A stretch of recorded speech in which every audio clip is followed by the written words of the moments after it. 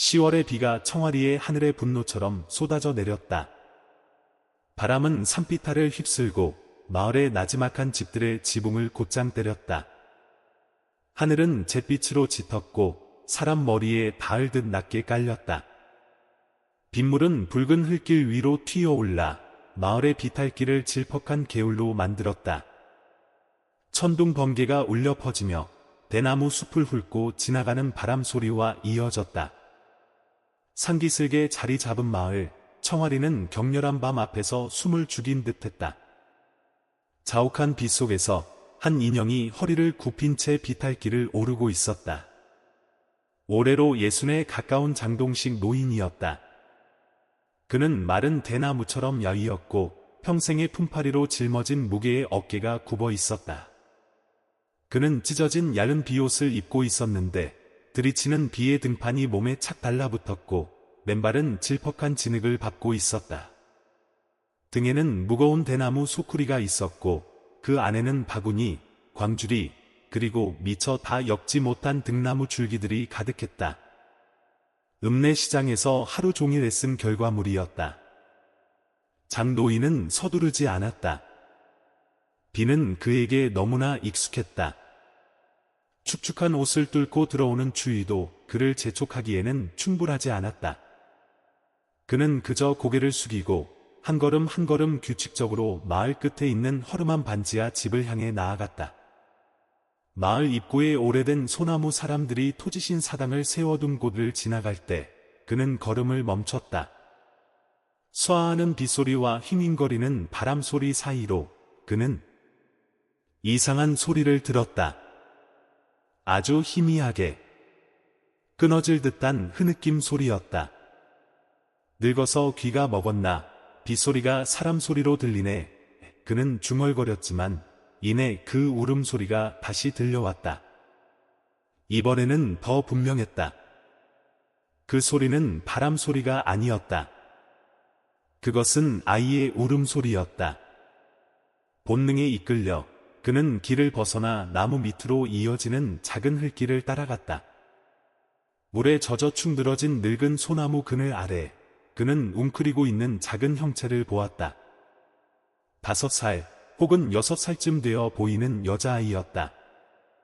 흠뻑 젖은 머리카락이 얼굴에 착 달라붙어 있었다. 아이는 찢어진 얇은 바람막이를 걸치고 온몸을 부들부들 떨고 있었다. 손에는 빛바랜 천 가방을 꼭 쥐고 있었고 두 눈은 크고 검게 두려움으로 가득 차 있었다. 장노인의 휴대폰에서 나온 손전등 불빛이 비치자 아이는 잡힐까봐 두려운 듯 뒤로 물러섰다. 너는 누구냐? 장노인이 추위에 쉰 목소리로 물었다. 대답은 없었다. 아이는 그저 떨다가 소리 내어 울음을 터뜨렸다. 비 내리는 밤, 바람 부는 소나무 숲 한가운데서 들려오는 울음소리는 가슴을 에이는 듯했다. 장노인은 망설였다. 작은 아이를 보자 그의 몸은 비 때문인지 가슴에서 솟아오르는 연민 때문인지 모르게 떨렸다. 그에게는 아무것도 없었다. 가난한 늙은이, 허물어져 가는 집, 아무도 기억해주지 않는 인생. 그럼 그가 어떻게 아이 하나를 책임질 수 있겠는가? 하지만 그때 아이의 시선이 그를 향했다. 말없는 시선이었지만 구원을 바라고 있었다. 기대를 담은 시선이 아니라 모든 희망을 잃고 마지막으로 등을 돌리지 않을 사람을 기다리는 자의 눈빛이었다. 노인은 가만히 한숨을 쉬었다. 할 수 없지. 일단 우리 집으로 가자. 이런 비바람에 너를 여기 두면 내가 잠을 못 잘 게다. 그는 찢어진 비옷을 훌훌 벗어 아이를 감쌌다. 아이가 쥔 작은 천 가방은 마지막 재산인 양 여전히 손에 꼭 쥐어 있었다.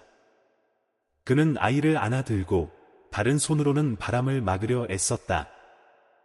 그 모습 깡마른 노인이 흠뻑 젖은 아이를 안고 쏟아지는 빗속을 조용히 마을을 가로질러 걷는 모습은 훗날 많은 사람들에게 기이한 일화처럼 회자되었다. 장노인의 집은 마을 끝 늙은 대나무 숲 뒤에 자리 잡고 있었다.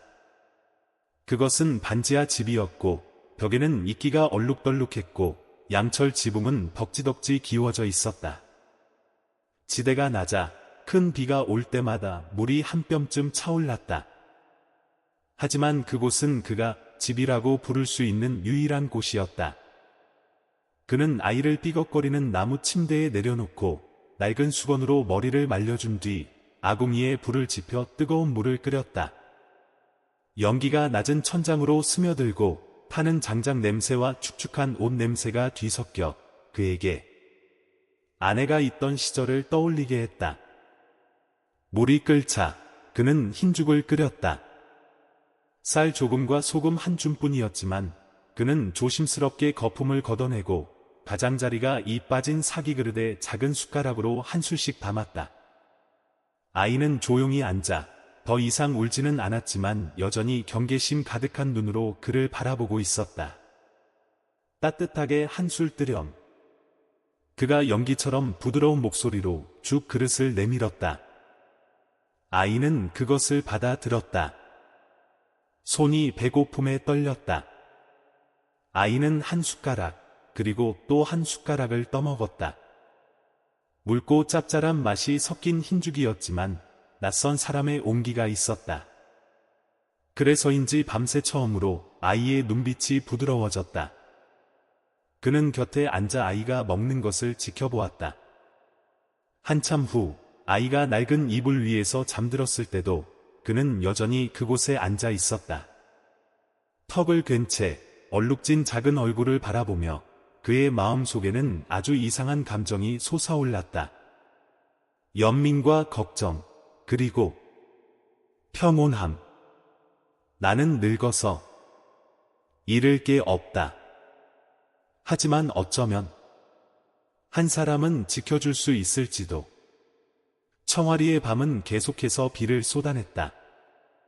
하지만 작은 반지하 집 안, 깜빡이는 등잔불이 대나무 침대 곁에 앉은 장노인의 그림자를 비추고 있었다. 금이 간 대나무 책상 위에는 깨끗한 천 조각이 놓여 있었다. 내일 아이에게 새 옷으로 꿰매줄 천이었다. 방구석에는 아이의 천 가방이 조심스럽게 놓여 있었다. 그 안에서 그는 젖은 종이 몇 조각과 낡은 털실 스카프, 그리고 누구의 얼굴인지 알아볼 수 없는 물에 번진 사진 한 장을 이미 언뜻 보았다. 하지만 그것은 내일의 일이었다. 지금은 툭툭 떨어지는 빗소리와 타닥타닥 타는 불소리, 그리고 어디서 왔는지 모를 아이의 잠을 지켜보는 한 늙은이만 있을 뿐이었다. 그들은 아직 서로의 이름을 몰랐다. 하지만 오늘 밤부터 그들의 삶은 더 이상 두 개의 평행선이 아니었다. 다음 날 아침, 날이 채 밝기도 전이었다. 동쪽 산등성이 위로 구름이 여전히 짙게 깔려 있었지만 비는 멎어 있었다. 낡은 양철 지붕에서 뚝뚝 떨어지는 물방울 소리와 공기 중에 섞인 축축한 흙냄새만이 간밤의 폭풍우가 남긴 흔적이었다. 장동식 노인은 아궁이 앞에 앉아 마른 볏짚으로 불을 지폈다. 그의 손은 추위 때문인지 노쇠함 때문인지 혹은 마음이 혼란스러워서인지 모르게 가늘게 떨렸다. 안에서는 아이가 여전히 잠들어 있었다. 빛바랜 얇은 이불에 얼굴을 묻고 있었지만 얼굴은 한결 편안해 보였다. 희미한 빛 아래 그는 긴 속눈썹과 창백한 피부를 뚜렷이 볼 수 있었다. 작은 얼굴이 잠결에 살짝 움직이는 것이 마치 안전한 곳을 찾은 듯했다. 그는 몇 년 전 세상을 떠난 아내의 낡은 옷을 꺼내 따뜻하게 하려고 아궁이 근처에 널었다. 물이 끓기를 기다리는 동안 그는 바늘과 실을 들고 옷자락에 찢어진 부분을 꿰매기 시작했다. 그의 바느질은 느렸지만 신중했다. 마치 그 옷이 특별한 사람을 위한 특별한 선물인 것처럼. 아이는 날이 완전히 밝았을 때 잠에서 깼다. 눈빛은 어리둥절했지만 전날 밤처럼 낯설지는 않았다. 장노인이 부엌에서 분주한 것을 보고 아이는 일어나 천 가방을 가슴에 꼭 껴안고 멀리서 조용히 그를 관찰했다. 그가 돌아보며 온화하게 미소 지었다. 좋은 아침. 잘 잤니? 아이는 대답하지 않았지만 눈을 살짝 깜빡였다. 마치 앞에 있는 남자가 진심인지 아닌지 가늠하려는 듯했다. 그는 강요하지 않았다. 그저 나무 그릇 하나를 가져와 따뜻한 물을 담아 아이에게 주었다. 괜찮다. 천천히 익숙해질 거야. 마당에 있는 물독에서 세수하면 된단다. 그러고 나서 아침 먹자꾸나. 아이가 마당으로 나갈 때 그는 문 한구석에 서서 걸음걸음을 지켜보았다. 물동 옆 늙은 앵두나무 아래 아침 햇살이 이슬방울 사이로 비스듬히 비치며 몽환적인 빛의 막을 만들었다. 그는 아이가 물을 떠서 세수하는 것을 보았다. 조용한 공간을 깨뜨릴까 두려운 듯 하나하나의 동작이 느리고 신중했다. 그는 가만히 숨을 내쉬었다. 마치 아무도 언제 완성될지 모르는 집의 기초석 하나를 막 놓은 사람처럼. 그들이 아침을 먹을 때 여전히 흰죽이었지만 이번에는 그가 전날 남겨둔 김치 조금이 더해졌다. 그는 조심스럽게 입을 열었다. 이름이 뭐니? 아이는 그를 보고 입술을 앙다물었다. 긴 침묵이 흘렀다. 그러다 마치 바람이 풀잎을 스치듯 아이는 가만히 고개를 저었다. 모르는 것이 아니라 말하고 싶지 않은 것 같다. 혹은 감히 말하지 못하는 것 같다. 그 눈빛은 그것을 숨기지 못했다. 그는 고개를 끄덕이며 억지로 묻지 않았다. 그럼 내가 이름을 지어줘도 되겠니? 아이가 살짝 고개를 들었다. 이제부터 널 아름이라고 부를게. 한아름. 아름답고 평안하다는 뜻이야. 이제부터 내 삶이 더는 버려지지 않기를 바란다. 아이는 그를 더 오래 쳐다보았다. 그 눈 속에는 아주 작은 무언가가 있었다. 차마 떨어지지 못한 눈물방울 같기도 하고 두려움으로 가득한 마음의 틈새를 조용히 비집고 들어오는 따뜻한 빗줄기 같기도 했다. 아이는 아무 말도 하지 않았지만 눈빛이 살짝 부드러워지더니 가만히 고개를 끄덕였다. 아름. 하나의 이름. 하나의 시작. 그날 정오, 날이 완전히 개었다. 햇살이 나뭇가지 사이로 비쳤다. 장노인은 아름이를 마을 우물가로 데려가 얼굴을 씻기고 머리를 빗겨주었다. 그때 이웃들이 나타나기 시작했다. 가장 먼저 나타난 사람은 시장 근처에서 잡화점을 하는 곽씨 할머니였다. 그녀는 우물가를 지나가다 우뚝 멈춰 섰다. 그녀는 아름이를 보고 장노인을 돌아보았다. 장영감, 자기 몸 하나 건사 못하면서 또 짐을 들이셨소? 그는 아무 말 없이 계속해서 아름이의 머리를 빗겼다. 아이는 고개를 숙이고 아무도 쳐다보지 않았다. 길 건너편에서 윤말자 이장이 다가왔다.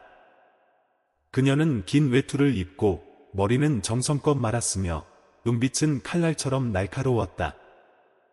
그녀는 어디선가 이야기를 들은 듯 마치 판사처럼 적시에 나타났다. 장영감. 낯선 아이를 집에 데려왔다고 들었소. 장노인은 피하지 않고 그녀를 바라보았다. 그렇소. 아이가 기댈 곳이 없었소. 비바람 속에 내버려 둘 수 없었지. 그럼 뭘로 키울 거요? 그녀가 눈썹을 치켜떴다. 매일 엮는 그 바구니 몇 개로? 나중에 책임은 누가 질 거요? 아이가 아프거나 무슨 일이 생기면 누가 감당하겠소? 그녀의 목소리는 날카로웠고 주변 몇몇 사람들이 고개를 끄덕였다. 몇몇 노인들은 분수를 모르는 사람, 재수 없으려니 애다며 작게 수근거렸다. 장노인은 분노하지 않았지만 굳은 표정으로 말자 씨의 눈을 똑바로 쳐다보았다. 나는 가난하지만 아이에게 지붕은 마련해 줄 수 있어. 길에서 얼어 죽게 내버려 두는 것보다는 낫지. 그 대답에 말자씨는 순간 멈칫하더니 가볍게 코웃음을 치며 돌아섰다. 하지만 그녀의 눈빛은 불안감을 감추지 못했다. 5년 전 이 아이를 버리라고 명령한 사람이 바로 자신이라는 사실을 아무도 몰랐다. 그녀가 오랫동안 묻어두려 했던 진실이었다. 그날 밤 반지하 집에서 아름이는 작은 불 아궁이 옆에 앉아 장노인이 옷자락을 꿰매는 것을 지켜보았다. 장작 파는 소리가 타닥타닥 들리고 불빛이 얼룩진 벽 위에서 춤을 추었다. 아이는 말없이 낡은 수건으로 조용히 상을 닦았다. 가족이 있었니? 장노인이 부드럽게 물었다. 아름이는 멈칫하더니 고개를 저었다. 없거나 기억나지 않거나 혹은 기억하고 싶지 않거나. 그는 더 묻지 않았다. 그저 죽 한 그릇을 떠서 아이 앞에 놓아주었다. 할아버지는 가난하단다. 하지만 이 집은 이제부터 내 집이야. 아름이는 그릇을 들었다. 두 손이 떨렸다. 아이는 그를 올려다보았다. 아주 오랫동안, 아주 깊이. 그리고 처음으로 입을 열어 속삭였다. 할아버지, 저한테 너무 잘해주세요. 장노인은 대답하지 않았다. 그저 고개를 숙이고 바느질하던 손을 계속 움직였지만 그의 눈은 반짝였다. 창밖 멀리 가벼운 바람이 스쳐 지나갔다. 초승달 빛이 찢어진 지붕 위로 비쳤다. 안에서는 한 노인과 한 아이 두 낯선 이가 편견으로 가득한 차가운 세상 속에서 서로를 발견했다. 가난했지만 없던 약속보다도 따뜻한 시작이었다. 청아리 마을의 소문은 여름 바람보다 빠르게 퍼져나갔다. 곽씨 할머니의 잡화점에서부터 한씨 아저씨의 정비소까지 장동식 노인, 가난한 늙은이가 낯선 아이를 데려다 키운다는 이야기는 조금씩 살이 붙어갔다. 입에서 입으로 전해지며 색깔이 더해지고 추측이 보태지고 악의적인 짐작이 덧붙여졌다. 사람들은 진실을 알 필요가 없었다. 그저 이야기할 거리가 필요했을 뿐이다. 분명 누군가의 사생아겠지. 아니면 훔쳐온 거 아닐까? 누가 비 오는 밤에 아이를 데려다 키우겠어? 자기 먹을 것도 없으면서 짐 덩어리를 들였군. 장노인은 신경 쓰지 않았다. 그는 단 한 번도 누구의 마음에 들기 위해 살아본 적이 없었다. 마을에서 10여 년을 살면서 그는 그저 묵묵히 바구니를 엮어읍내 시장에서 팔고 매달 빌리지 않고 월세를 낼 수 있는 유일한 곳인 낡은 반지하 집으로 돌아올 뿐이었다.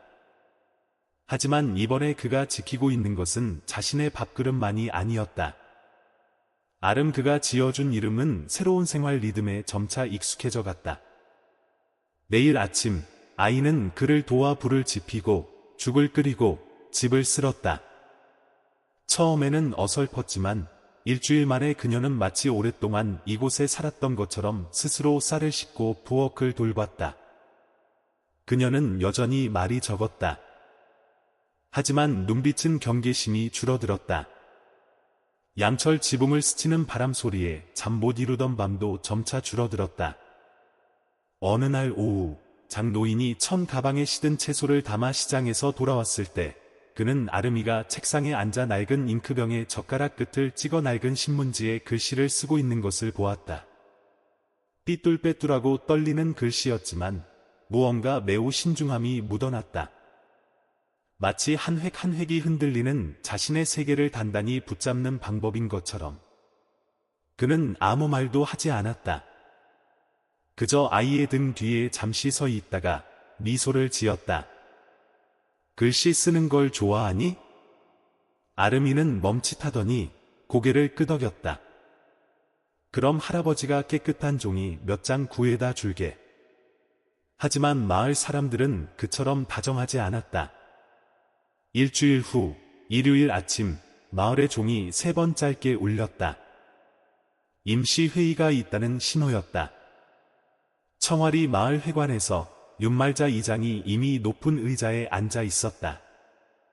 그녀는 전통 한복을 입고 표정은 냉정했으며 마치 조선시대의 질서 감독관처럼 군중을 샅샅이 훑어보았다. 회의를 시작하겠습니다. 최근 우리 마을에 아주 이상한 일이 생겼습니다. 혼자 사는 노인이 갑자기 출처불명의 아이를 데려왔습니다. 이것은 공동체의 안전에 영향을 미치는 일입니다. 많은 사람들이 고개를 끄덕이기 시작했다. 몇몇 노인들은 속삭였다. 버려진 아이라던데. 혹시 병이라도 옮기면 어떡해? 장노인이 지프로 만든 모자를 손에 들고 들어와 고개를 숙여 인사했지만 허리는 굽히지 않았다. 아이는 아무에게도 해를 끼치지 않습니다. 그저 지붕 하나 마련해주고 싶었을 뿐입니다. 말자 씨는 비웃음을 터뜨렸다. 지붕? 당신이 어디 사는지 우리 모두 다 압니다. 축축하고 곰팡이 쓴 반지하, 서류도 없고 아무것도 없잖소. 그러고 그 아이를 어떻게 살게 할 거요? 교육도 없고 호적도 없고 의사도 없고 아무것도 없이. 지금 자기가 뭘 하는지는 알고 있어? 아무도 몰랐다. 그 크고 도덕적인 척하는 목소리 뒤에는 조용한 공포가 숨어 있다는 것을.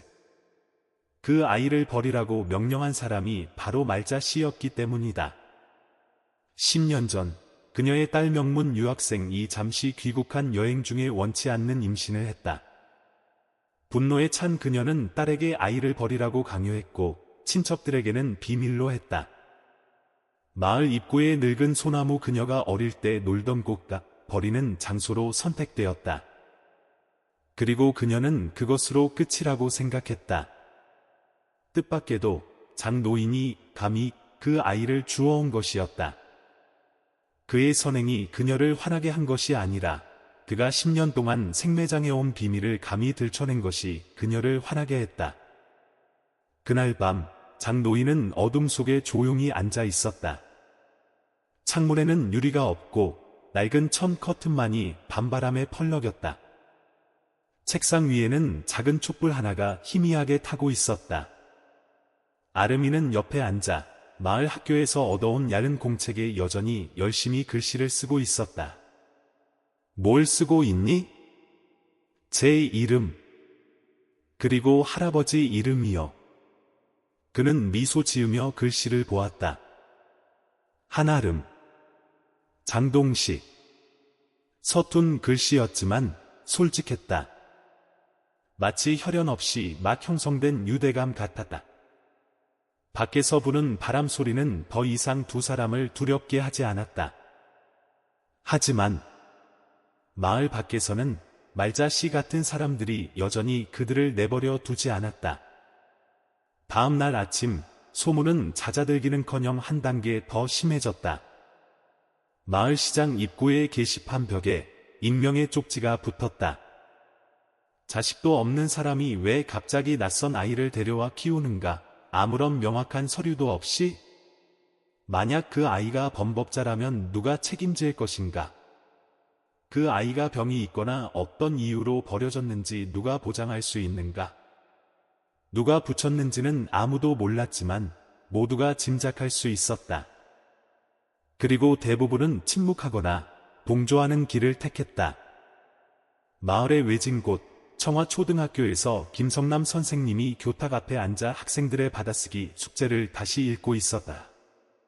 아름이의 숙제지가 맨 위에 놓여 있었다. 글씨는 단정하고 고르며 마치 인내심으로 조각된 듯했다. 선생님은 펜을 내려놓고 생각에 잠겼다. 그날 밤 선생님이 장노인을 찾아왔다. 작은 반지하 집에서는 유일한 백열전구 하나가 따뜻한 빛을 내뿜고 있었다. 시간 좀 있으십니까? 드릴 말씀이 있습니다. 마을 사람들이 불만이 많다고 들었습니다. 그들은 그저 자신들이 두려워하는 것을 반복할 뿐입니다. 하지만 저는 그것이 두렵지 않습니다. 김 선생님은 자리에 앉아 서류철 하나를 꺼냈다. 그 안에는 특별한 환경의 학생을 위한 보증 신청서가 들어 있었다. 아름이 서류를 만들었습니다. 아이가 할아버지 친척의 자식이라고 했습니다. 사고로 돌아가신 분의 동사무소에서 승인했습니다. 출생증명서는 필요 없습니다. 하지만 할아버지께서 입양 서명을 하셔야 합니다. 장노인은 잠시 말을 잃었다.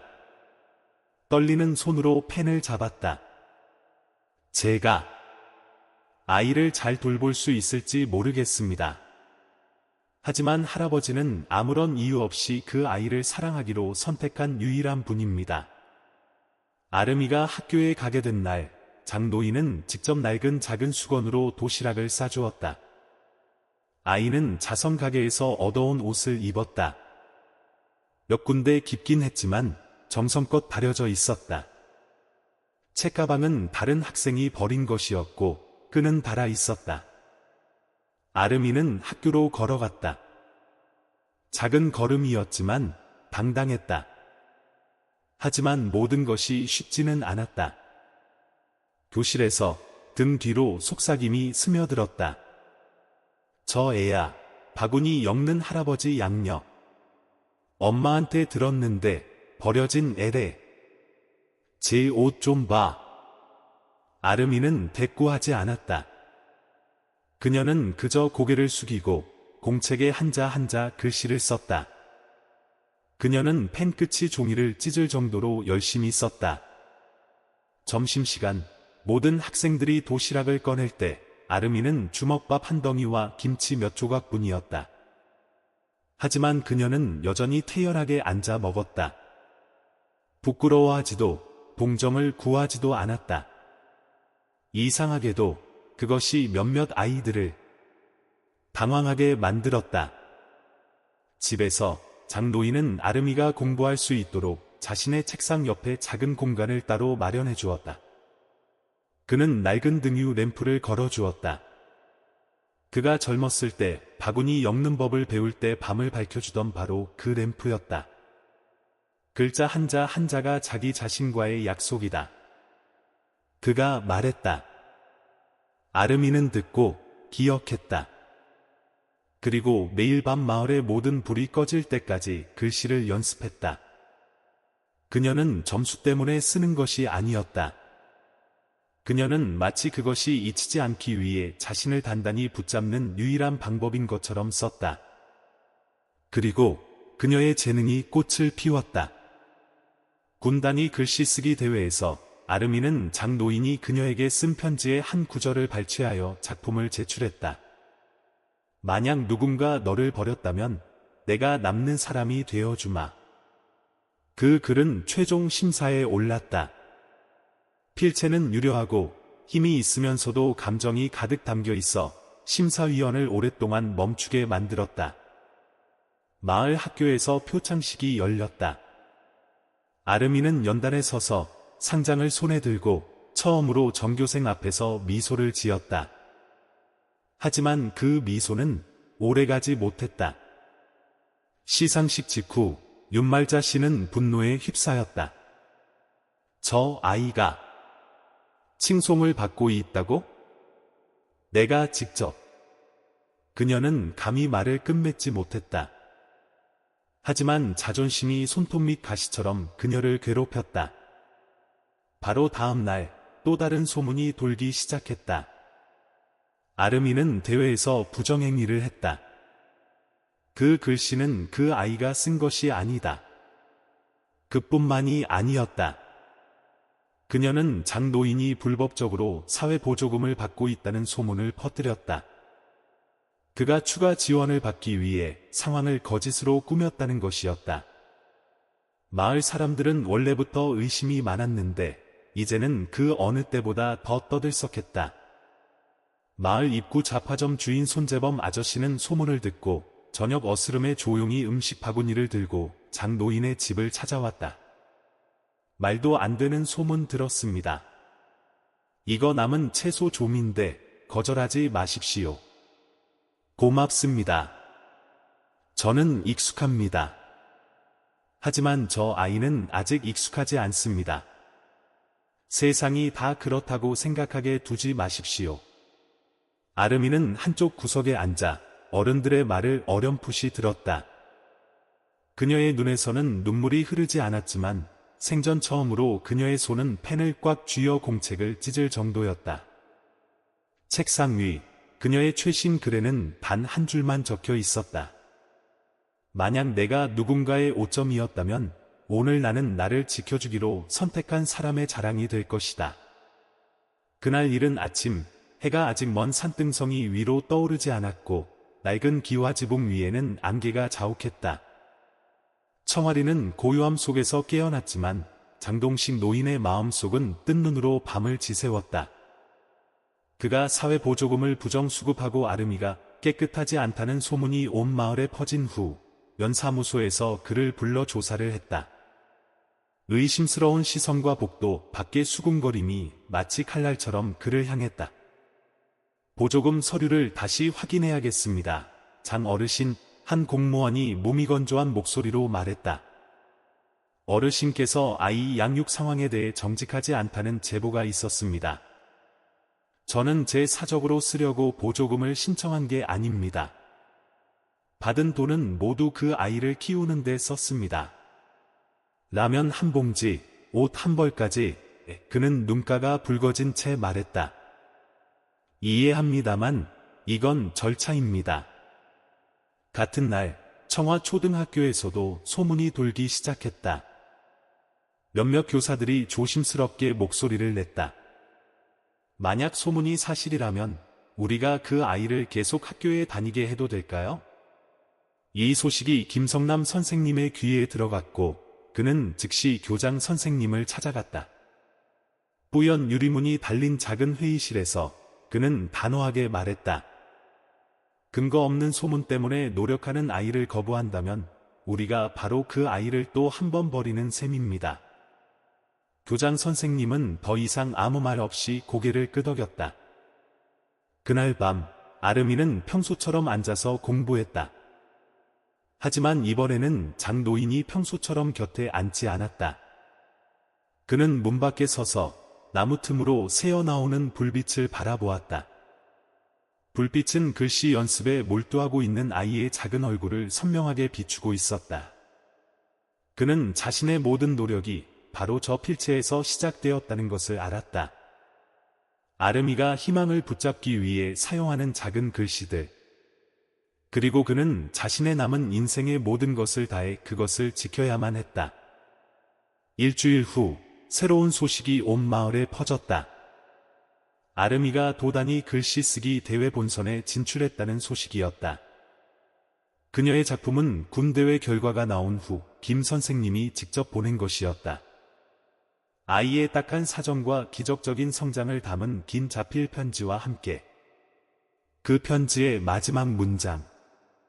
모든 아이가 태어남을 선택할 수는 없지만 모든 아이는 성장할 기회를 선택받을 자격이 있습니다. 은 군문화 담당자가 읽고 눈물을 흘리게 만들었다. 아름이가 도대회에 진출했다는 소식은 윤말자 씨의 뺨을 정면으로 때리는 것과 같았다. 마을 한가운데 큰 집에서 그녀는 하녀에게서 소식을 듣고 찻잔을 책상에 내리쳤다. 왜 하필 그 애야?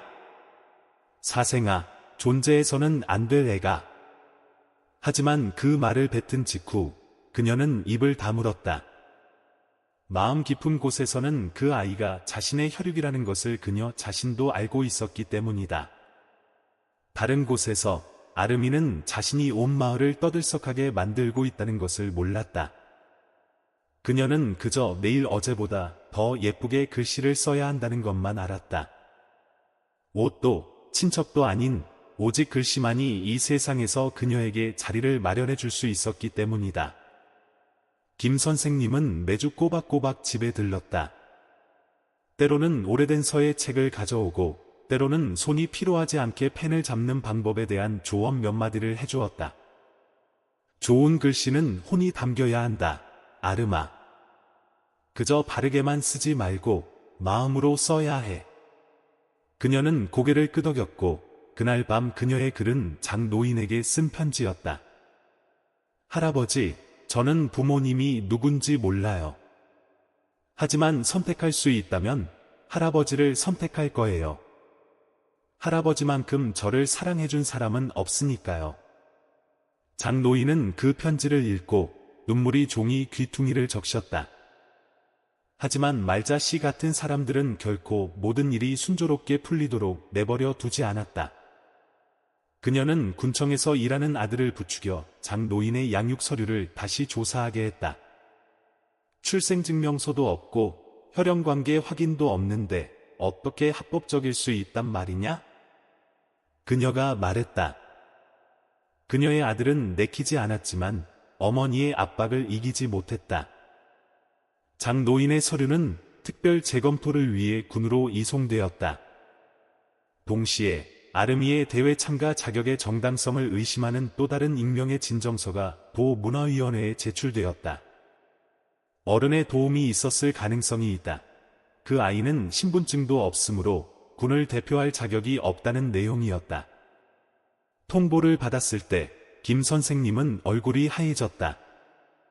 그는 빗속을 뚫고 밤새 자전거를 달려 장노인의 집으로 갔다. 누군가 아르미를 대회에서 떨어뜨리려고 하고 있습니다. 그들이 아이의 성공을 원치 않는 건 그것이 그들을 두렵게 만들기 때문이겠지요. 그들은 함께 계획을 세웠다. 김 선생님이 나서서 확인해주고 필요하다면 아르미의 법적 자격을 보증하기로 했다. 그리고 장노인은 만약 신문을 받게 된다면 직접 나서서 진실을 말하기로 결심했다. 저는 서류 때문에 아이를 키우기로 선택한 것이 아니라 사람의 마음 때문에 선택했다고 말할 겁니다. 일주일 후 좋은 소식이 도착했다. 진정서는 기각되었다. 아르미의 작품은 그대로 가치를 인정받았다. 그녀는 공식적으로 전국 글씨쓰기 대회 결선에 참가할 도 대표 5명의 학생 중 1명이 되었다. 청와리 마을은 경악했다. 수군대던 사람들은 이제 그저 침묵할 뿐이었다. 하지만 말자 씨는 아니었다. 그녀는 비밀의 끈이 점점 조여오고 있다는 것을 알았다. 그리고 아르미는 어떤 식으로든 그녀가 묻어두려 했던 진실에 너무 가까이 다가가고 있었다. 그녀는 옛날 서울에서 사고로 죽은 딸의 사진을 보며 마음이 무겁게 가라앉는 것을 느꼈다. 만약 저 아이가 모든 것을 알게 된다면 과연 용서할까? 아르미가 전국대회 진출자로 선정되었다는 소식이 퍼진 후 청와리 마을의 분위기는 이상할 정도로 조용해졌다. 더 이상 등 뒤에서 수군거리는 소리는 없었지만 축하의 말도 없었다. 사람들은 마치 그 아이에게 칭찬 한마디를 건네면 권력 있는 이장에게 보이지 않는 벌이라도 받을까 두려운 듯 침묵했다. 장노인은 개의치 않았다. 그는 아르미의 성공에 형식적인 칭찬이 필요 없다는 것을 알았다. 그를 감동시킨 것은 바로 아르미였다. 빗속에서 주워온 그 아이가 이제는 작지만 굳건한 두 발로 한 걸음씩 나아가고 있었다. 그 후 며칠 동안 그의 낡은 반지하 집은 매일 밤 다시 불이 켜졌다. 아르미는 인생 최대의 시험을 준비하며 글씨 연습에 매달렸다. 흰 종이, 검은 잉크, 그리고 옆에는 장노인의 식은 찻잔. 모든 것이 지난 몇 년간과 같이 소박했지만 두 사람의 마음 속에는 파도가 일고 있었다. 어느 날 오후 아르미가 연습을 막 끝냈을 때 김성남 선생님이 특별한 선물을 가져왔다. 경주의 한 유명한 서예가가 쓴 붓글씨 책이었다. 이분의 글씨는 한 줄만 봐도 독자를 울게 만들었다고 한다. 김 선생님이 감동에 찬 눈빛으로 말했다. 나는 내가 그렇게 쓸 수 있다고 믿는다. 기술이 아니라 마음으로. 아르미는 고개를 숙여 감사 인사를 했다. 그녀는 아무 말도 하지 않았지만 그날 밤 그녀는 그 책에 있는 글자 하나하나를 밤늦도록 연습했다. 오랫동안 펜을 잡아 굳은 살이 박인 작은 손은 이제 잉크 자국으로 얼룩져 있었다. 하지만 그녀는 아픔을 느끼지 못했다. 글자 하나, 획 하나가 그녀가 다른 사람들처럼 자신을 버리지 않은 할아버지에게 감사하는 방법이었기 때문이다. 그러나 마을 반대편에서 윤말자 씨는 또 다른 계획을 세우고 있었다. 소문이나 고발로는 아름이를 막을 수 없다는 것을 알자 그녀는 아들을 통해 면사무소를 조종하기 시작했다. 그 아이가 도를 대표하게 할 순 없다. 근본도 없고 친척도 없고 미래도 불투명한 아이다. 이 마을 역사의 오점이야. 그녀가 차가운 목소리로 말했다. 어머니, 할 수 있는 건 다 해봤어요. 증거가 없어서 모든 진정서가 기각됐습니다. 그럼 증거를 만들어. 아들은 어머니를 보고 경악했다.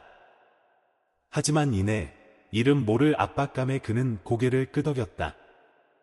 마음속으로 그는 어머니의 독선이 바로 아름이의 친모인 누이를 오래전 마을에서 떠나게 했고 결국 도시에서 목숨을 잃게 만들었다는 것을 이해하고 있었다. 같은 시각 장노인은 아름이의 어깨를 짓누르는 압박감을 느끼기 시작했다. 그녀는 웃음이 줄었고 학교에서 돌아올 때마다 눈빛에 슬픔이 어려 있었다. 어느 날 밤 그는 곁에 앉아 부드럽게 물었다. 누가 널 슬프게 하니? 아름이는 고개를 저었다. 하지만 잠시 침묵한 후 그녀는 조용히 말했다.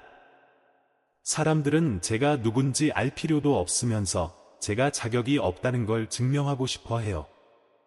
그는 그녀의 손을 가볍게 쥐고 낮지만 단호한 목소리로 말했다. 너는 내 자신 외에는 누구에게도 증명할 필요가 없다. 너는 글씨를 사랑해서 쓰고 내 이야기를 하고 싶어서 쓰는 거야. 그리고 너는 그 누구보다도 그 일을 잘하고 있단다. 전국대회가 열리는 날, 장노인은 아름이와 함께 서울에 갈 수 없었다. 기차표와 숙박비는 군에서 지원했지만 그는 자신이 아이를 방해할까 두려웠다. 대신 그는 손수술을 놓은 손수건 세상을 떠난 아내에게서 남은 유일한 것을 싸서 아름이에게 주었다. 이걸 가져가거라. 떨릴 때면 이걸 손에 쥐렴. 내가 혼자가 아니라는 걸 기억하게 해줄 거다. 아름이는 눈물을 글썽이며 손수건을 꽉 쥐었다. 그날 그녀의 시험 주제는 인생에서 가장 큰 가르침을 준 사람에 대한 글이었다. 그녀는 첫 줄을 이렇게 시작했다. 저는 부모님이 누구인지 모릅니다. 하지만 제 할아버지는 사랑이 영원해지기 위해 혈연이 필요 없다는 것을 가르쳐 주신 분이라는 것을 압니다. 그녀가 마지막 줄을 쓸 때 장내 전체가 조용해졌다. 글씨는 고르고 부드러우며 마치 감정 한 방울 한 방울을 종이 위에 쏟아내는 듯했다. 일주일 후 결과가 발표되었다. 아름이는 전국 2등을 차지했다. 최고상은 아니었지만 그녀의 편지는 많은 언론에서 감사의 찬가로 보도되었다. 장노인의 이름이 처음으로 지역신문에 실렸다. 혈연 없는 할아버지 잿더미 속에서 재능을 키우다. 청와리 마을은 갑자기 침묵에 잠겼다. 몇몇 사람들은 장노인에 대해 좋게 말하기 시작했다. 비록 작게나마. 어떤 이는 문 앞에 채소 봉지를 놓아두었다. 다른 이는 계단에 라면 몇 봉지를 두었다. 하지만 장노인은 자신이 필요한 것은 자선이 아니라 아름이에 대한 존중이라는 것을 알았다. 낡은 반지하 집에서 그날 밤 아름이는 처음으로 그를 꼭 껴안고 흐느꼈다. 할아버지, 이제 다시는 아무도 저를 이름 없는 아이라고 말하게 두지 않을 거예요. 그는 그녀의 머리를 쓰다듬으며 조용히 말했다. 너는 아름이니까. 내가 지어준 이름처럼 아름다우니까. 그리고 낡은 등유 램프 옆에서 두 사람은 새로운 장을 함께 써 내려갔다. 그곳에서 믿음은 더 이상 사치가 아니라 글씨 한 획, 숨결 하나하나에 새겨지는 것이었다. 청와리에는 다시 비가 내렸다. 장노인이 소나무 아래서 아름이를 주었던 밤처럼 거센 비는 아니었지만 낡은 집의 틈새마다 차갑고 축축한 공기를 스며들게 하기에는 충분했다. 그 지붕은 지난 몇 년간 두 외로운 사람을 비와 햇볕으로부터 가려주었지만 이제는 붕괴의 첫 빗방울을 쏟아내기 시작했다. 아름이가 도대회에서 우승한 것을 축하하는 자리 이후 칭찬 대신 두 사람은 이제껏 겪어보지 못한 가장 큰 풍파에 직면했다. 말자씨가 퍼뜨린 소문은 보이지 않는 채찍처럼 장 노인의 명예를 후려쳤다. 그 애는 사생아야. 보조금 타내려고 입양한 거지. 글씨를 그렇게 잘 쓰는 게 사기가 아니고 뭐겠어? 온 마을이 믿었다. 아니, 어쩌면 오래전부터 믿고 싶었는지도 모른다. 안면이 있던 생선 장수들은 등을 돌리고 쳐다보지도 않았다. 시장 옆 잡화점에서는 물건을 싸주다 말고 손을 내저었다. 죄송하지만 물건 다 떨어졌어요. 부모에게서 늘 악담을 주입받던 아이들은 장노인의 집 지붕에 돌을 던지기 시작했다. 내일 오후 하굣길에 아름이는 가짜 양녀. 누더기 같은 애. 나는 수군거림을 피하며 골목을 더 빨리 걸었다. 심지어 김 선생님이 아름이에게 글씨 연습을 더 하라고 소개해준 가게마저 고개를 저었다. 죄송하지만 그 아이는 구설수가 너무 많아서요. 비는 사흘 밤낮으로 내렸다. 원래부터 약했던 집은 벽에 균열이 번지고 양철 지붕은 종이처럼 얇았다. 셋째 날 밤 아름이가 막 물을 끓였을 때 천둥 같은 굉음이 울렸다. 부엌이 그녀의 눈앞에서 무너져 내렸다. 지붕에서 쏟아져 들어온 물은 흙과 썩은 나무 조각들을 끌고 왔다. 아름이는 소리를 지르며 안으로 달려갔다. 장노인은 여전히 잠들어 아무것도 모르고 있었다. 그녀는 그의 어깨를 흔들며 쏟아지는 물에서 낡은 이불을 끌어내려 애썼다. 축축한 냄새, 부엌의 재 냄새, 그리고 진흙 냄새가 뒤섞였다. 김 선생님의 손전등 불빛이 비쳤을 때 그들은 아름이가 할아버지 곁에 무릎 꿇고 있는 것을 보았다. 그녀의 두 눈은 붉게 충혈되었고 작은 손은 본능처럼 여전히 그의 머리를 감싸고 있었다. 다음 날 장노인은 군 병원으로 이송되었다. 의사는 그가 단지 영양실조로 인한 기력 쇠진이니 휴식이 필요하다고 말했다. 하지만 아름이는 알았다. 배고픔이나 병 때문만이 아니라 온 마을의 외면과 인생의 수많은 짓밟힘에 그의 심장이 더 이상 견디지 못했기 때문이라는 것을. 그녀는 침대 옆에 앉아 그의 손을 잡고 처음으로 소리내어 울었다. 제가 공부 열심히 해서 할아버지 더는 고생 안 시킬게요. 할아버지, 제발 저 버리지 마세요. 그 말은 지난 몇 년간의 인내 속에서 그녀의 목구멍을 베는 칼날처럼 터져나왔다. 처음으로 아름이는 그를 할아버지라고 불렀다. 오랫동안 감히 입 밖에 내지 못했던 단어였다. 자격이 없을까 두려워서. 그리고 처음으로 장노인은 그녀의 손을 가만히 쥐며 화답했다. 며칠 후 그는 퇴원했다. 낡은 집은 수리할 수 없었다. 그들은 언덕 옆에 임시로 세운 천막집으로 옮겨 살았다. 대나무 몇 개, 비닐 몇 장, 바람을 막는 벽돌 몇 개가 전부였다. 아름이는 전혀 불평하지 않았다. 그녀는 플라스틱 대야에서 빨래를 하고 마른 나뭇가지로 불을 피웠으며 밤이 되면 천막 틈새로 부는 바람 소리 속에서 여전히 등유램프 옆에서 책을 펴고 공부했다. 김 선생님은 가끔 쌀 조금과 양초 몇 개, 장노인을 위한 약봉지를 가져다 주었다. 오랫동안 말없이 지내던 생선 장수 손재범 아저씨는 처음으로 그녀에게 편지지 한 뭉치를 남기고 의미심장한 고갯짓 외에는 아무 말도 하지 않았다. 그때부터 또 다른 아름이가 형성되기 시작했다. 그녀는 더 이상 높은 점수를 받기 위해 혹은 글씨 신동이라는 명예를 위해 공부하지 않았다. 매일 밤 그녀는 잉크에 펜촉을 담가 한 획 한 획 마음에 새기듯 글씨를 썼다. 감정, 감사, 무력감에 모든 것이 곡선 하나, 가로액 하나에 실렸다. 어느 날 밤, 김 선생님이 늦게 돌아와 천막문을 열다가 멈칫했다. 아름이가 글씨를 쓰고 있었다. 전등도 소음도 없이 오직 등유 램프의 주황빛 불빛만이 천막에 그녀의 그림자를 비추고 있었다. 그 그림자는 획 하나하나에 따라 흔들렸지만 기품이 넘쳤다. 선생님, 그녀가 나지막이 말했다. 저는 이제 사람들이 칭찬해주지 않아도 괜찮아요. 그저 제 글씨가 기억되었으면 좋겠어요. 할아버지가 제가 아무것도 아니었을 때 저를 기억해 주셨던 것처럼요. 그렇게 진흙 속에서 하나의 씨앗이 조용히 싹을 틔웠다. 아름이는 계속 공부했다. 잠 못 이루는 밤마다 하얀 종이가 쌓여갔다.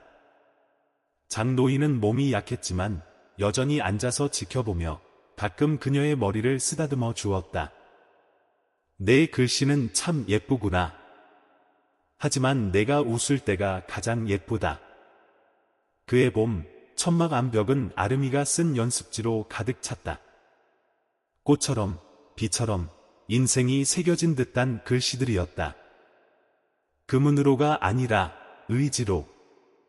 그리고 어느 날 아침, 아름이는 낡은 봉투에 도대회 상장 애를 꺼내 조심스럽게 접어 옷 주머니에 넣었다. 그녀는 자리에 앉아 장노인의 손을 잡았다. 할아버지, 저 서울에 가고 싶어요. 대학에 갈 거예요. 그는 그녀가 농담하는 줄 알고 멈칫했다. 서울? 돈은 어디서? 방법을 찾을게요. 글씨를 쓰고 또 쓸 거예요. 그녀는 많이 설명하지 않았다. 아름이에게 글씨는 단순한 수단이 아니었기 때문이다. 그것은 영혼이었다. 그리고 그 영혼은 언젠가 인생이 그녀 앞에서 닫아버렸던 문을 열어줄 것이었다. 아름이는 안개가 자욱한 이른 아침에 서울로 떠났다. 그녀에게는 여행 가방이 없었다. 단지 장노인이 붉은 실로 꿰매준 낡은 천 가방 하나뿐이었다. 다른 사람들이 그녀가 시골뜨기라는 것을 알게 해주는 유일한 것이었다. 학비? 그녀에게는 부족했다. 거처? 그것도 없었다. 하지만 아름이에게는 글씨가 있었다. 천막의 밤, 등유 램프 불빛, 그리고 장노인의 한숨 속에서 수년간 갈고 닦은 글씨. 그녀는 수백 개의 지원서 중 유일하게 손으로 쓴 에세이로 한양대학교 교육학과에 장학금을 신청했다. 학과장 교수는 이렇게 회상했다. 글의 내용은 기억나지 않지만 그 필체 하나하나에 닿았을 때 제 손이 떨렸던 것은 기억합니다. 마치 동정심 대신 믿음으로 살아온 누군가의 마음을 읽는 것 같았습니다. 대학교 2학년 때 아름이는 깨달았다. 종이 한 장은 사람을 구하지 못하지만 이야기는 구할 수 있다는 것을. 그녀는 장학재단, 비정부 기구, 시골에 소외된 교육기관에 손편지를 쓰기 시작했다. 그녀는 자신이 걸어온 길을 이야기했다. 버려진 아이에서 천막 생활, 그리고 도대회 서해상까지. 돈을 구걸하지 않았다. 그녀는 그저 감사와 교육에 대한 믿음, 그리고 소박한 한 가지를 표현하기 위해 썼다. 천막 아래서 잠자던 아이도 꿈을 꿀 줄 안다면 다른 아이들도 꿈꿀 곳이 필요하다는 것을 믿어주세요. 처음에는 몇 줄의 감동적인 글에 불과했다. 그러다 전주의 한 작은 재단에서 감사의 손편지를 보내왔다. 한 달 후 부산의 한 교수가 전화를 걸어 만나자고 했다. 내부 소식지에서 그녀의 글을 읽었다고 했다. 그렇게 하나의 문이 열렸다. 3년 후 아름이는 20개가 넘는 교육기관으로부터 그녀의 프로젝트에 자금을 지원하겠다는 약속을 받았다. 그녀를 거부하고 장노인을 불운을 가져온 미친놈이라고 불렀던 바로 그 청아리에 학교를 짓는 프로젝트였다. 학교 이름은 평안. 장노인이 했던 말이었다. 내가 공부를 마치면 천막 안이 더 조용해지는 것 같아. 참 평안하구나. 하지만 아름이는 자신이 배후에 있다는 것을 서둘러 공개하지 않았다. 그녀는 모든 것이 정정당당하기를 원했다. 모든 서류는 중개인을 통해 처리되었다. 그녀는 자신의 신분을 숨기기로 선택했다. 그녀는 조용히 마을로 돌아왔다. 장노인은 이제 늙고 예전보다 더 야위었지만 여전히 낡은 모자를 쓰고 폭풍 후에 지인들이 임시로 지어준 작은 집 문 앞에서 채소를 다듬고 있었다. 마을 사람들은 이제 비난은 덜 했지만 여전히 거리를 두었다. 그에게는 친구가 없었다. 단지 라디오 한 대와 마당 앞에 심은 파 화분 하나뿐이었다. 아름이는 멀리서 마스크를 쓰고 그가 그녀를 주었던 바로 그 늙은 소나무 뒤에 숨어 있었다. 그녀는 그를 안고 싶었지만 그러지 않았다. 아직 때가 아니었다. 그녀는 그가 자랑스러워하기를 원했다. 그녀가 박사가 되어서가 아니라 그가 그녀에게 주었던 바로 그 믿음이 이제 기와지붕, 칠판, 나무 의자로 변했기 때문이었다. 마을의 젊은 세대가 미래를 써내려갈 바로 그 물건들로. 평안 프로젝트의 첫 학부모 회의가 마을 회관에서 열렸다. 아름이는 참석하지 않았지만 보고를 들었다. 윤말자 이장의 장노인을 맹렬히 비난했던 그 사람이 가장 먼저 연단에 올라 발언했다. 누가 지었든 이 학교는 청아리의 자랑입니다. 우리 마을은 뿌리에 감사할 줄 아는 사람들을 소중히 여겨야 합니다. 매끄러운 말들, 고상한 몸짓. 하지만 아름이는 놀라지 않았다. 그녀는 그저 희미하게 웃으며 마지막 편지를 봉투에 넣었다. 그것은 공식적인 초청장이었다. 발언자의 이름이 명확히 적혀 있었다. 한아름 평안 학교의 창시자 및 주요 후원자. 또 다른 사본은 그녀가 장노인의 집 문 앞에 놓았다. 손으로 쓴 한 문장과 함께 할아버지, 곧 돌아갈게요. 하지만 이번에는 빈손으로 돌아가지 않을 거예요. 그날 밤 장노인은 편지를 열고 손전등을 켜고 몇 번이고 다시 읽다가 아궁이 옆에서 멍하니 앉아 있었다. 아름이는 어둠 속에서 지켜보며 쏟아져 나오는 눈물을 참으려는 듯 손을 꽉 쥐었다. 내일 모든 것이 변할 것이다. 그녀는 더 이상 배척당하던 누더기 소녀가 아니었다. 장노인은 더 이상 사생아를 키우는 늙은이가 아니었다. 내일 그녀는 회관 연단에 올라 모든 것을 이야기할 것이다. 하지만 이번에는 해명을 위해서가 아니었다. 감사를 표하기 위해서였다. 복수를 위해서가 아니라 은혜를 갚기 위해서였다. 평안 학교 개교식 날 아침 이슬비가 내렸다. 그의 비 내리던 밤처럼 거세지도 살을 애는 듯 춥지도 않았다. 단지 기억을 불러일으키기에 충분할 뿐이었다. 아름이는 거울 앞에 섰다. 비단 드레스도 화장도 없었다. 그녀는 옅은 흰색 한복에 봄에 새긴 하늘색 허리띠를 메고 있었다. 머리에 꽂은 비녀만이 유일하게 값비싼 물건이었다. 일본의 한자선 단체에서 보내온 선물이었다. 다음과 같은 메시지와 함께 그 겸손함을 영원히 간직하세요. 바로 그것이 수백 개의 마음을 녹였으니까요. 그녀의 손에는 만년필로 한자 한자 정성껏 쓴 연설문이 들려 있었다. 예뻐야 해서가 아니었다. 자신이 성장해 온 방식을 배신할 수 없었기 때문이었다.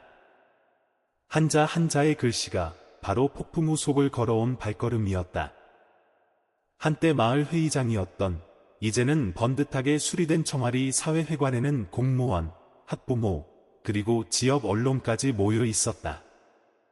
윤말자 씨는 맨 앞줄에 앉아 있었다. 자신감 넘치는 얼굴, 정성껏만 머리, 마치 학교가 자신의 공적인 영광에 찬 눈빛이었다. 광주 방송국에서도 기자팀을 파견했다. 손편지로 학교를 짓는 프로젝트가 교육포럼 곳곳에서 화제를 모으고 있었기 때문이다. 마을 사람들 중 아무도 오늘 연설할 여인이 바로 그 옛날 버려졌던 소녀의 찢어진 신발에 두려운 눈빛으로 말자 씨의 집 앞에 앉아있던 바로 그 소녀애라는 것을 몰랐다. 마당 저편에서 장노인이 느릿느릿 걸어 들어왔다. 그의 외투는 여전히 빛바랜 낡은 카키색이었고 무릎은 약간 굽었으며 손은 떨렸지만 눈빛은 이상하게도 빛나고 있었다. 그의 가슴에는 귀빈 명찰이 달려 있었다. 사람들은 그가 새 학교 부지 근처에 사는 유일한 주민이기 때문에 그를 초대한 것이었다. 아무도 그가 모든 것을 일궈낸 소녀를 키운 사람이라는 것을 몰랐다. 그는 회관 뒤쪽의 빈자리를 찾아 앉았다. 무릎 위에 손을 얹고 알 수 없는 설렘의 마음이 두근거렸다. 오늘 아침에 도착한 편지는 그를 밤새 잠 못 이루게 했다. 그리고 지금 그는 기다리고 있었다. 사회자가 엄숙한 목소리로 연단에 올랐다. 내빈 여러분, 선생님들과 청와리 주민 여러분, 안녕하십니까? 오늘은 특별한 날입니다. 사랑과 희망을 잇는 평안이라는 이름의 학교가 탄생하는 것을 함께 지켜보는 날입니다. 개회사와 몇몇 짧은 춤 공연이 끝난 후 사회자는 말을 이었다. 다음으로 지역 사회를 대표하여 이장님이신 윤말자 여사님의 말씀을 듣겠습니다. 박수 소리가 울려 퍼지고 카메라는 말자 씨의 환한 얼굴을 비췄다. 그녀는 연단에 올라 위엄 있는 미소를 짓고 머리를 살짝 쓸어 넘기며 마이크를 잡았다. 우리 청와리는 항상 교육을 중시해 왔습니다. 누가 기여했든 이 학교는 우리 지역 사회 전체의 것입니다. 다음 세대들이 뿌리를 잊지 않고 이 기회를 가져다준 분들을 잊지 않기를 바랍니다. 흠잡을 데 없는 말이었다. 하지만 장노인에게는 마치 가위로 심장을 자르는 듯한 소리로 들렸다. 그는 예전에 그녀에게 욕을 먹었고 불운을 가져온 자라고 불리며 마을 회의에서 쫓겨나야 했다. 하지만 이제 그녀는 학교의 영광을 빌려 자신을 치장하고 있었다. 아름이는 무대 뒤에 서서 아무런 감정을 드러내지 않았다. 그녀는 모든 것을 예상하고 있었다. 사회자가 말자 씨를 자리로 안내한 후 계속해서 읽었다. 그리고 이제 평안 학교의 아이디어를 시작하고 주요 후원자가 되어주신 분을 환영합시다.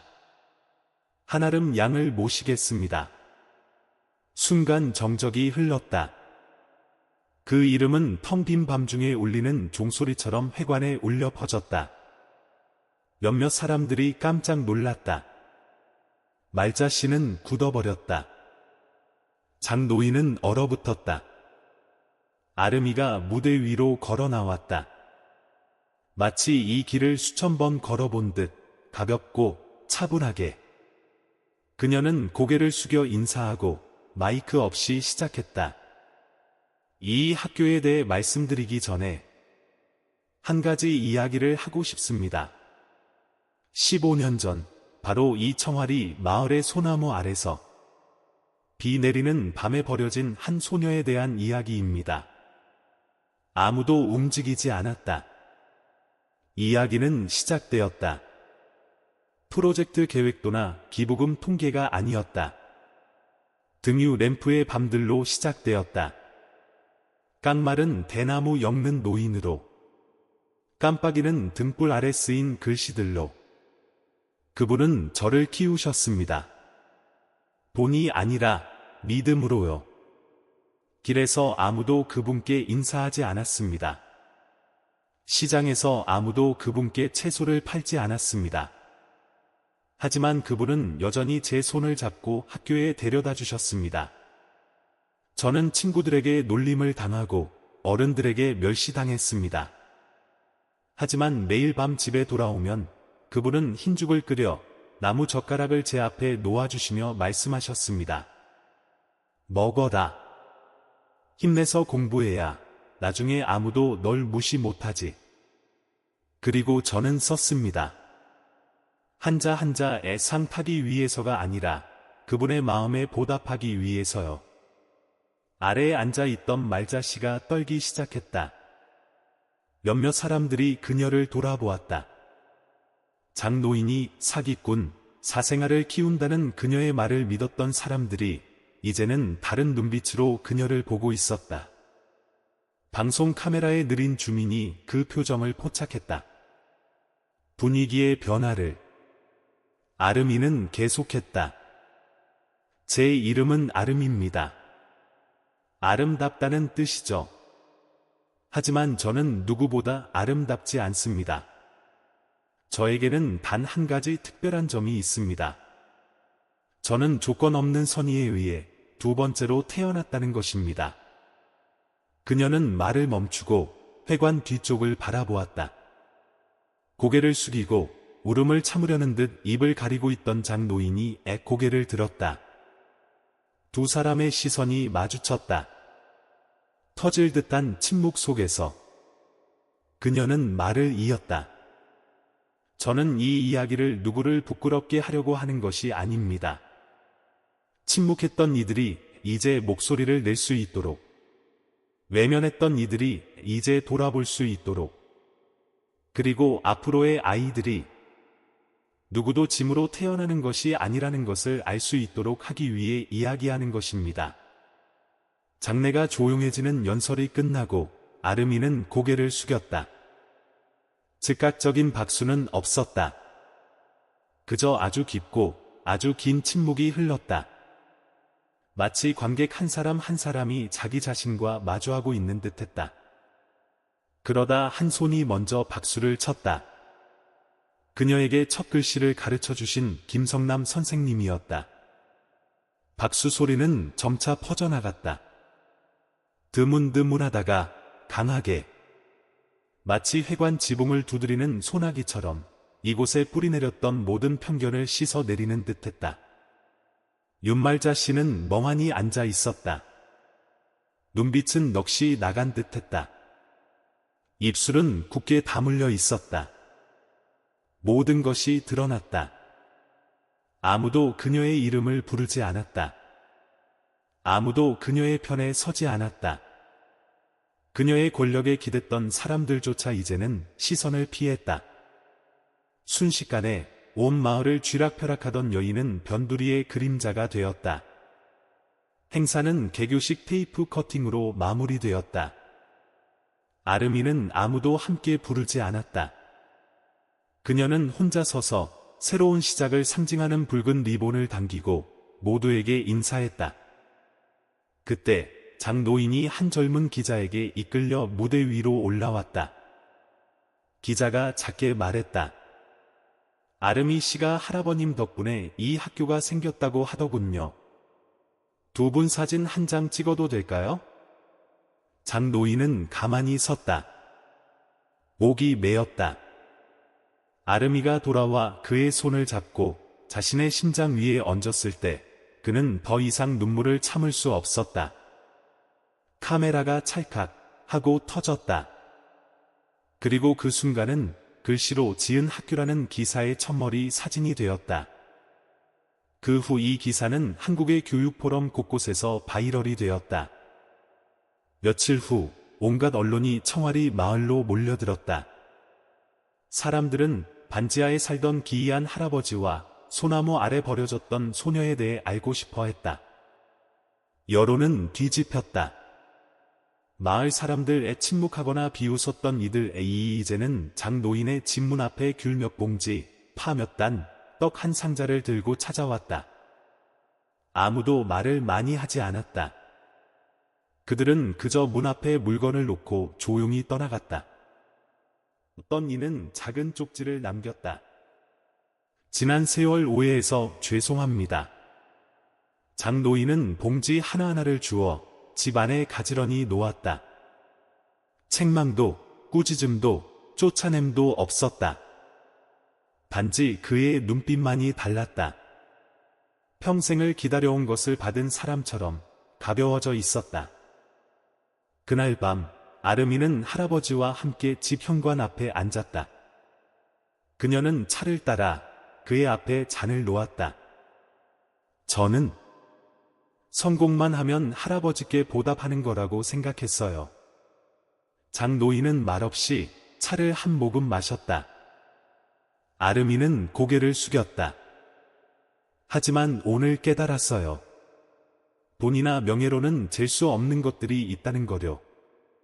저를 키워주신 분의 이름을 당당히 부르는 것, 세상 앞에 서서 이분이 제 가족입니다라고 말하는 것, 그런 것들요.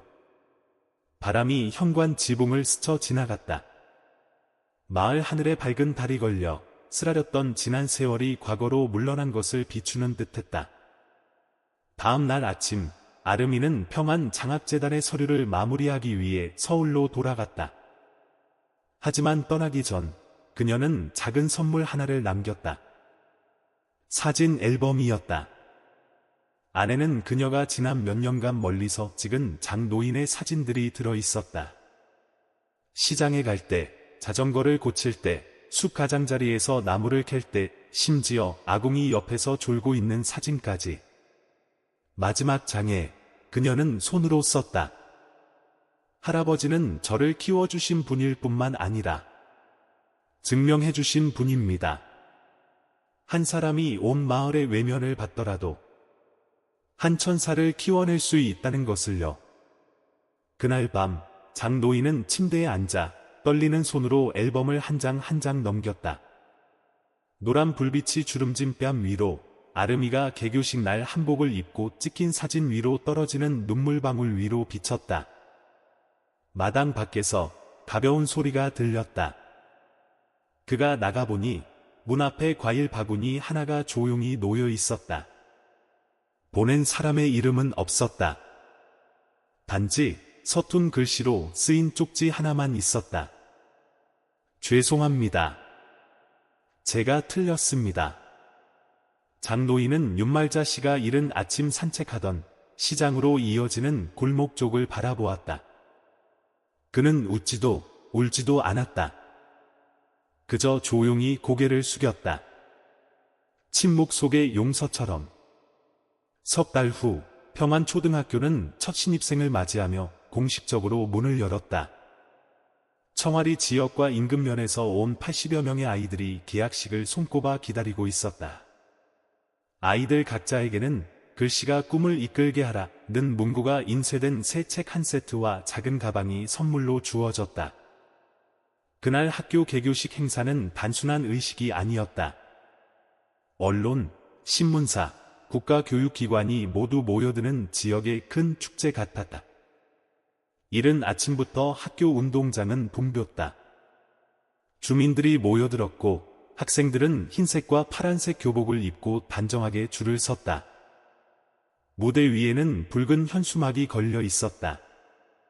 평안초등학교 개교식 글씨로 맺은 믿음을 전합니다.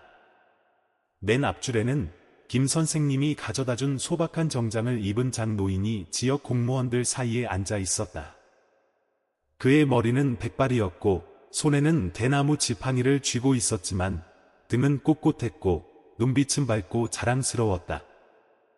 옆에는 아름이가 조용히 앉아 있었다. 화려한 화장 없이 입술만 살짝 바르고 머리를 뒤로 묶었을 뿐이었다. 하지만 그녀의 미소는 어떤 무대 조명보다도 빛났다. 윤말자 씨도 참석했다. 그녀는 군중 속에 멀리 떨어져 앉아 검은 안경에 책 넓은 모자를 쓰고 있었다. 아무도 그녀에게 발언을 요청하지 않았다. 아무도 그녀의 이름을 부르지 않았다. 하지만 그녀는 여전히 참석했다. 명성 때문이 아니라 자신이 막을 수 없었던 것을 목격하고 싶었기 때문이다. 행사는 정부 대표와 도교육청의 엄숙한 축사로 시작되었다. 하지만 특별한 순서가 되자 사회자가 정중한 톤으로 말했다. 그리고 이제 평안 학교의 설립자이자 주요 후원자이신 한아름 양을 무대 위로 모시겠습니다. 회관의 순간적인 웅성거림이 일었다. 적지 않은 사람들이 깜짝 놀랐다. 어떤 이들은 옆 사람에게 속삭였다. 한아름? 그 애가 바로. 아름이는 부드럽게 울려 퍼지는 배경음악 속에서 굳건한 걸음으로 무대에 올랐다. 그녀는 고개를 숙여 인사했다. 이 학교에 대해 말씀드리기 전에 한 가지 이야기를 들려드리고 싶습니다. 바로 이곳 청아리에서 정확히 15년 전에 일어난 이야기입니다. 아무도 말하지 않았다. 그저 바람 소리와 기록을 준비하는 몇몇 기자들의 수첩 넘기는 소리만 들렸다. 그날은 큰 비가 내리는 밤이었습니다. 마을의 소나무 아래 한 소녀가 버려졌습니다. 그녀는 자신이 누구인지도 이름도 가족도 없었습니다. 그때 반지하 집에 살던 가난한 노인 한 분만이 그 소녀를 등에 업고 집으로 데려갔습니다. 그녀의 시선은 장노인이 꽉 쥔 지팡이를 잡고 눈가가 붉어진 채 앉아있는 맨 앞줄로 향했다. 그분에게는 흰죽 한 그릇, 낡은 이불 한 채, 그리고 깊은 연민 외에는 아무것도 없었습니다. 그분은 그 소녀에게 아름이라는 이름을 지어주셨습니다. 아름답다는 뜻이죠. 비록 그때 소녀는 야위고 더럽고 말 한마디 못했지만요. 몇몇 작은 흐느낌이 들려왔다. 아름이는 깊은 숨을 들이쉬었다. 그 이름 때문에 소녀는 살았습니다. 그 이름 때문에 소녀는 떨리는 손으로 등유램프 불빛 아래서 누더기 같은 아이라 불리는 굴욕을 견디며 한자 한자 글씨를 썼습니다. 그리고 그 소녀는 자랐습니다. 그리고 오늘 그녀는 이 자리에 섰습니다. 성공을 자랑하기 위해서가 아니라 단 한 가지를 말하기 위해서입니다. 감사합니다. 그녀는 몸을 돌려 장노인을 향했다. 장동식 할아버지, 저를 살려주셨을 뿐만 아니라 사람답게 사는 법을 가르쳐 주셔서 감사합니다. 그녀는 다시 고개를 숙였다. 이번에는 깊이. 장내 전체가 조용했다. 그러다 교사석에서 박수 소리가 터져 나왔다. 김 선생님이었다. 그리고 점차 장내 모든 이들이 일어섰다. 노인, 아이, 마을 사람, 공무원 애 모두가 박수를 쳤다. 많은 사람들이 눈물을 훔쳤다. 멀리서 윤말자 씨는 여전히 가만히 앉아 있었다. 하지만 이번에는 그녀는 검은 안경을 벗었다. 한때 오만했던 눈은 이제 젖어 있었다. 아름이가 내려올 때 그녀는 일어나 다가가려다 멈칫했다. 그녀는 자신의 목을 만졌다. 오래전 죄를 감추기 위해 팔았던 진주 목걸이가 있던 자리였다. 아름이는 그녀를 조용히 바라보았다. 증오도 원망도 없이. 그녀는 그저 가볍게 고개를 숙였다. 당신이 누구인지 압니다. 그리고 용서합니다. 라고 보여주기에 충분한 인사였다. 그날 밤 아름이는 장씨의 집이라는 간판이 달린 꿈이 시작된 곳으로 개조된 낡은 반지하 방으로 돌아왔다. 그녀는 불을 켜고 장노인의 낡은 나무 상자를 열었다. 그 안에는 그녀의 첫 서예 작품들이 들어 있었다. 여전히 잉크가 번지고 종이는 구겨져 있었지만 어린 시절로 가득했다. 그녀는 한 장을 꺼내 부엌 옆벽에 걸었다. 그 위에는 이런 글씨가 있었다. 예쁜 글씨는 자랑하기 위함이 아니다. 예쁜 글씨는 첫 획을 가르쳐준 분께 감사하기 위함이다. 한아름, 10세. 밤이 깊어지고 청아리 마을은 평소보다 고요했다. 장씨 집 현관 앞에서 아름이는 작은 숯불 옆에 할아버지와 함께 앉아 생강차 한 잔을 나누고 있었다. 뜨거운 김이 장노인의 늙었지만 평온한 얼굴 위로 피어올랐다. 그는 아무 말 없이 15년 전의 빗소리를 다시 듣는 듯 검은 하늘을 멍하니 바라보고 있었다. 할아버지, 아름이가 입을 열었다. 목소리가 가늘게 떨렸다. 그때 할아버지가 아니었으면 저는 아마 그런 말 마라.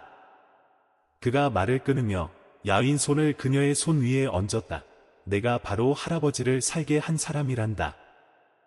짧은 침묵이 흘렀다. 밤바람이 대나무 숲을 스치며 아름이가 현관에 다시 심어놓은 작은 화분들에 장노인이 좋아했던 보라색 꽃들을 흔들었다. 그녀는 주머니에서 작은 봉투 하나를 꺼냈다. 그의 손에 쥐어주었다. 이건 시에서 온 결정서예요. 제 이름이 공식적으로 한아름이 되었어요. 할아버지의 합법적인 양녀로요. 장노인은 봉투를 열고 눈물이 글썽한 눈으로 종이를 바라보았다. 보호자 항목에 장동식이라는 세 글자가 선명하게 적혀 있었다. 드디어 정말 내 딸이 되었구나. 그는 숨을 내쉬듯 내뱉었다. 그리고 그는 웃었다. 바람처럼 가벼웠지만 한평생의 고독이 위로받는 미소였다. 일주일 후 아름이는 김 선생님, 손 아저씨, 그리고 한때 그들을 외면했던 몇몇 마을 사람들을 학교에 초대했다. 그녀는 누구도 탓하지 않았고 옛 이야기를 꺼내지도 않았다. 대신 그녀는 그들을 각 교실로 안내했다. 그곳에서는 아이들이 부드러운 노란 불빛 아래 글씨를 연습하고 있었다. 그녀는 말했다. 오늘 아이들이 쓰는 이 글씨 한자 한자는 등유 램프 하나에서 시작되었습니다.